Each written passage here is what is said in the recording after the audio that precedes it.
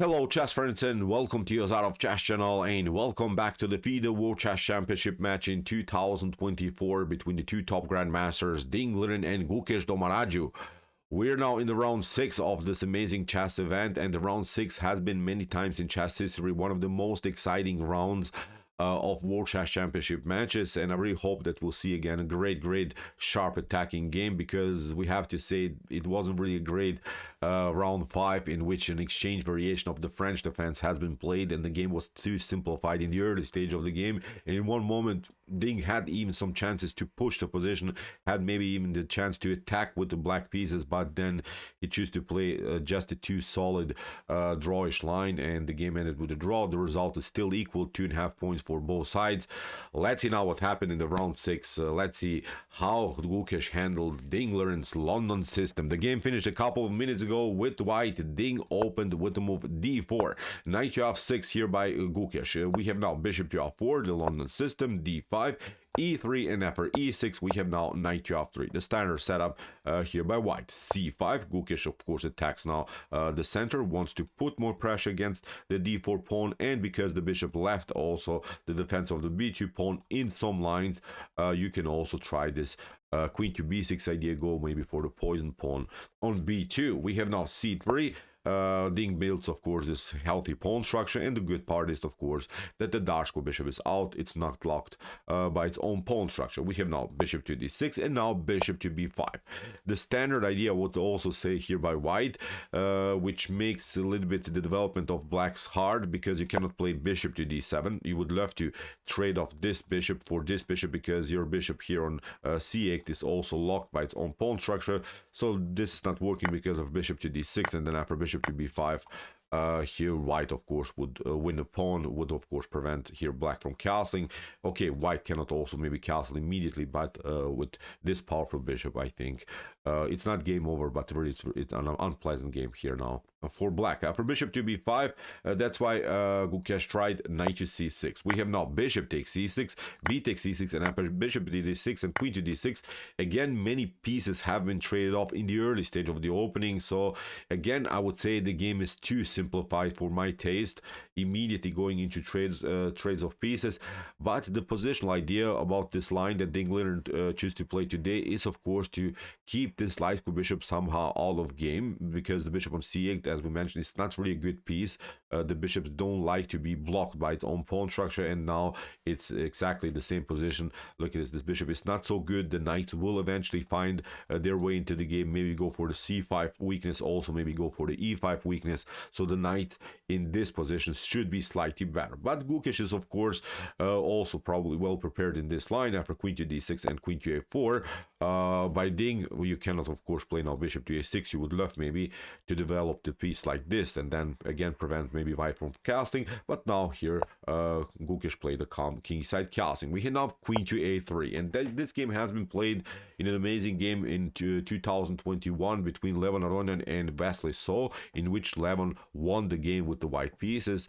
Here we have already a tension between the two queens here, and you cannot of course pick up the pawn on d4, and because you lose the queen on d6, and that's exactly what white is hoping for, somehow to keep the pawn structure intact like this and simply go for this weakness on c5, as we said, and also maybe going for the e5 square. That's also an object of now white's attack. We have now knight to e4, the correct plan now by Gukesh, protecting the c5 square and also protecting the queen on d6. And what should you do now from white's perspective? There are now two choices. Basically, you can attack this knight with knight from b to d2, or maybe with the knight from f to d2.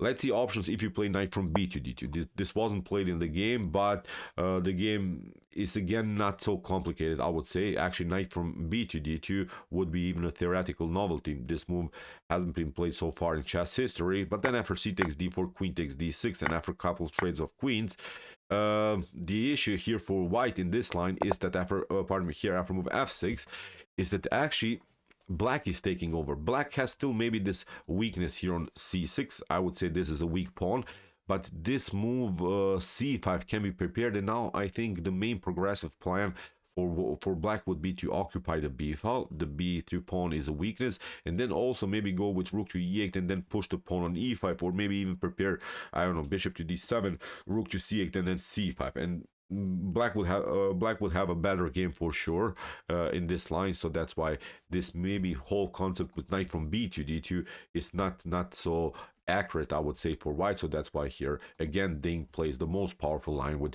knight from f to d2, and he's preparing now also the move f3 to kick away maybe the knight here from the e4 square. We have now e5, again the correct plan here by Gukesh, simply pushing these pawns forward and finally liberating the bad bishop that was stuck here on c8. Now the bishop is breathing, and the bishop can of course participate in the game. What should you do now from white's perspective? Here, if you try maybe this idea immediately, maybe you have to first castle and then you have to try f3. f3 immediately is not working because of queen to g6, a great counterplay it would have been for black.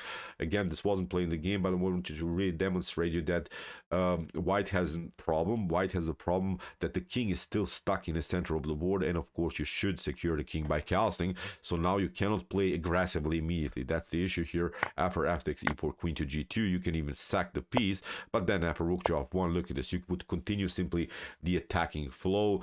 The line that I'm showing you is just really a stockfish line. I'm not sure how many of us would really play the game like this, but look at this. After rook to f2, you attack, then you cover with knight to f1, then you play f5, you're trying to put more pressure. I don't know, e takes d5, you play e takes d4, then you want to again open the position against white's king. So the engine gives you Milmirov +5 evaluation in black's favor, because when the e file gets opened, you will simply getting destroyed tactically by black. So you see how important it is to really secure the king by castling and not immediately weaken the structure in front of your own king. So that's why here Ding plays again the correct move. Knight takes e4, good move. D takes e4, and now queen to c5. And it seems so maybe that something went wrong here for black, because black now suddenly lost the pawn, but Gukesh had everything under control. He plays now great counterattack, which is still theory, I would say. Again, there's a beautiful game between Levan against Dominguez Perez Linier,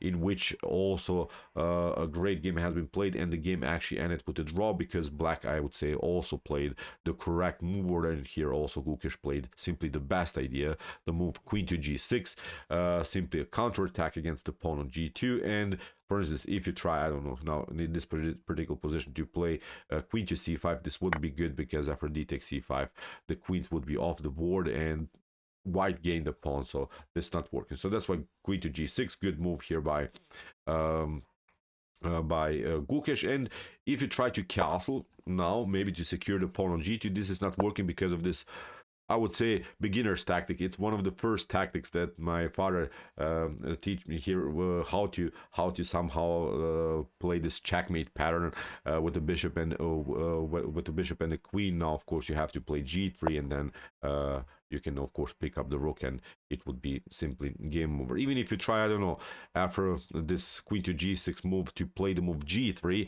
to improve the pawn structure here, then black would have this idea. Bishop to a6 would even give up more pawns just in order to bring the bishop here on d3, and black is actually much better here. You can grab some pawns, but your king is stuck in the center and the bishop is controlling too many light squares. And now probably black would continue with rook to e8, you try queen to f4, and now you even threaten checkmates. I don't know, you maybe try f3 to lock the diagonal, but now you change the direction of the attack. Look at this, b2 pawn weak, I don't know, you try b3, then queen to a5. In one moment when black breaks, somehow white's defense, the position, I would say, is simply collapsing for white. So that's why, again, Ding didn't risk too much. After queen to c5 and queen to g6, he played again the correct knight to d2, allowed here Gukesh to pick up the pawn on g2 and castle out of black's attack. And again, this should be a pretty equal position. We have now queen to f2, d takes e5, rook to b8. Now Gukesh, of course, occupies the beautiful open file on the b file here, and attacks now the b2 weakness. We have now knight to c4, and now comes a new move that we haven't seen so far in chess history. After this move, knight to c4, we have here a game Andrei Sherlak against Sergei Doronkin, in which queen to f3, has been played by black, but now Gukesh plays a novelty, bishop to e6 in move 17. And okay, still the position is equal, nothing romantic is going on. Good move, I would say, by Gukesh, because if he allows somehow here white to cement the position with the knight on d6, if this knight somehow comes to d6, this would be a very, very unpleasant position, I think, to handle, because you don't have any more pieces that could kick away this knight from a dark square. The light square bishop is of course still on the board, so when the knight is coming on a dark square, it would be simply the best piece on the board. So that's why Gukesh plays the correct move. If you play, of course, knight to d6, then this pawn is hanging. There is also the problem of the b2 square, so still he's staying with the queen on the second rank, and forces now, after rook to d2 and queen to f3, after a couple more moves here, Gukesh simplifies the game till the end by training off here the bishop for a knight. Because as we said, if the knight hops on d6, this would be then a much better position than for white. Bishop to c4, again, I would say a good choice by Gukesh. Queen to c4, and now queen to f5, simply attacking this pawn. And now after queen to c6, Gukesh also picks up now the pawn on e5. So okay, the material is equal. The issue, I think, now for both sides is that we have this opposite side castling situation where white's king is on the queen side, black's king is of course on the king side, and the files are open. Basically, the files can be attacked by white and by black, so the kings are not immediately endangered. But if you start maybe to weaken the pawn structure in front of your king, then the king could be in danger. So it's very hard, although probably black can also create here some pass pawns, and white has already some pass pawns here. It's very hard for both of the sides to somehow push the pawns, to somehow make any progress with this passer. So that's why I would say very unusual position that we haven't seen so far in this match. A very really irregular position, I would say. Now no one can just start to push pawns. First of all, the king has to be secured. After queen to e5, we have now queen to d5, queen to e7, and now here, surprisingly or not, I'm not sure anymore, because sometimes Ding makes this drawish choices in this match. Ding goes for repetition. He tried now queen to d6, queen to g5, we have queen to d5, again Gukesh repeats move, queen to d6, queen to g5, and after queen to d5, if Gukesh would have played now the move queen to e7, the game would draw with a thematic draw with a 3-time repetition of moves. But now Gukesh makes actually the first tiny little inaccuracy here with the move queen to h4. Gukesh had to play, I would say, queen to e7 and go for a solid draw, because why is Ding trying to trade off? Why is Ding trying to trade off the queens off the board? Because after rook from e to d1 and rook from f to c8, for instance, if you try something like queen to d7, I wanted to demonstrate you this tactic. Ding, of course, notices here in this particular position that maybe this could happen. Rook takes c3. If Gukesh somehow builds this attacking formation against white's king, we have then b takes c3. Look at this, and then queen to a3 is here an amazing checkmate. You can just play like this, and then queen to b2, it would be game over here for white. So you see, with this move queen to e7, Gukesh is actually preparing a very nasty attack with rook to c8, and then rook takes c3. So that's why here good choice maybe even by Ding, because black's position is much easier to play maybe when it comes to who will attack his opponent's king. So as I said, here the pawn structure in front of the king is already weakened, so that's why here Ding hoped for a 3-time repetition. But now after queen to h4, we have a new game. We have now rook from e to d1, and now after move g6, now maybe Ding plays also his inaccuracy in the game. He plays now the move queen to e5, and okay, black exposed himself now with the move g6, which becomes sort of a fianchetto, I would say. But here it's not even time to maybe attack the king. Maybe later, if the pawn structure gets unhealthier in front of black's king, maybe it was better to proceed actually to suddenly start to push the pawns. Maybe now it was the right time. Then after something like rook from b to c8, you play king to b1, rook to c2, maybe I don't know, c5, c6. Suddenly you could maybe do something. I'm not sure. As I said, maybe this was some kind of progressive plan. to finally push some pawns here on the c file. But okay, here queen to e5, again an equal game. We have now rook to e8, queen to g3. Maybe here for Gukesh again, it was time to simplify the game till the end. Queen takes g3, h takes g3, rook to e5, and then after something like rook to d7, attacking the 7th rank. Still you can go also for the g3 pawn, and actually maybe black is slightly better in this scenario. If you pick up this pawn, then maybe 2 connected pass pawns would already march here.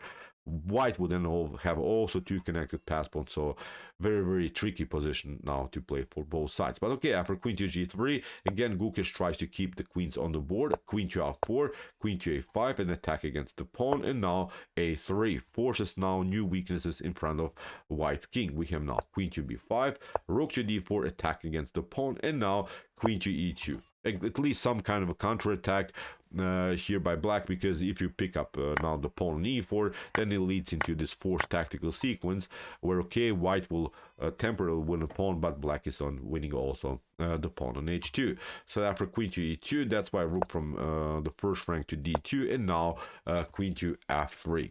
Good move by Gukesh, the only good move I would say here for him, which forces again a new reaction by white. The issue for white is here that you cannot pick up the queen, then this pawn is hanging, and then if you try to play like this, then rook takes e3.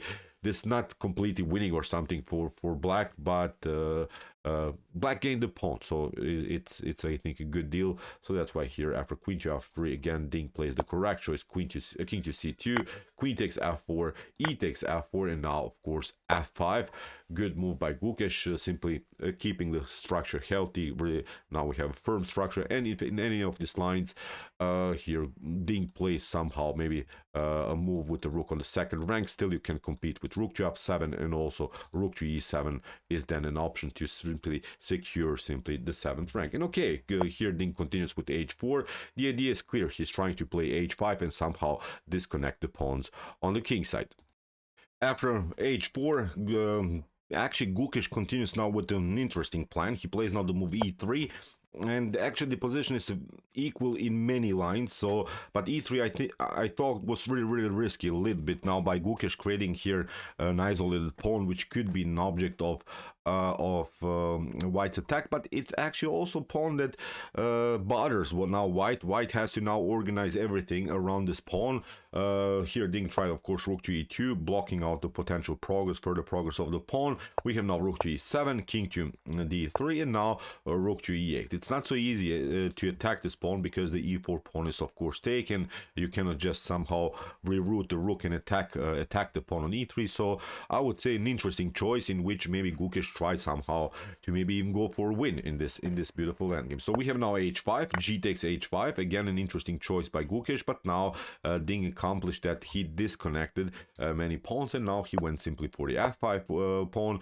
h4 here by Gukesh, rook to f5, rook to d7 has to be played in order to kick away now the king from the attack of the e3 pawn, and now Gukesh tried to play king to g7. Here we have a rook to g2. The problem here is that you cannot play this line, king to h6. You would love to play of course active with the king, but then rook to f6, king to h5, and then rook to g5 is actually checkmate. So that's why Gukesh had to stay calm here. He had to play now this move. Again Ding goes for the pawn. Gukesh tried again king to g7. Again we have a repetition, and after a 3-time repetition we have now again a thematic draw. So good game, I would say. Okay, it was again pretty equalish from the beginning till the end, but at least in the end game they tried somehow to push these pawns, to maybe disconnect pawns to create structural weaknesses. Interesting game where the kings were on opposite sides, the rooks and queens were still on the board, where they could maybe also go for the attack. But you see, this is top GM level. No one makes really huge blunders now in the later stage of the game. So I think again a fair draw in the round 6 of the FIDE World Chess Championship match in 2024. So okay, the result is equal: 3 points for Gukesh, 3 points for Ding. And in the next round Gukesh is playing with the white pieces again. When Gukesh played with white, it was always a great game, except game 5, where really this I would say really boring exchange variation of the French has been played, but otherwise great games we have seen so far. But this is simply a different battle. We'll see probably more and more positional games where no one takes risk, and if maybe the game of course ends with the drawish result, then we have also additional rapid games. So we'll see what will happen. We're of course following again the World Chess Championship match in 2024. Okay, if you want to see some other beautiful chess games from this event, check out our coverage. Here are some links that we have of some games that we have analyzed before. And if you like this content, hit the subscribe button. See you soon with some more videos. And what do we say in the end? Chess is the best, of course.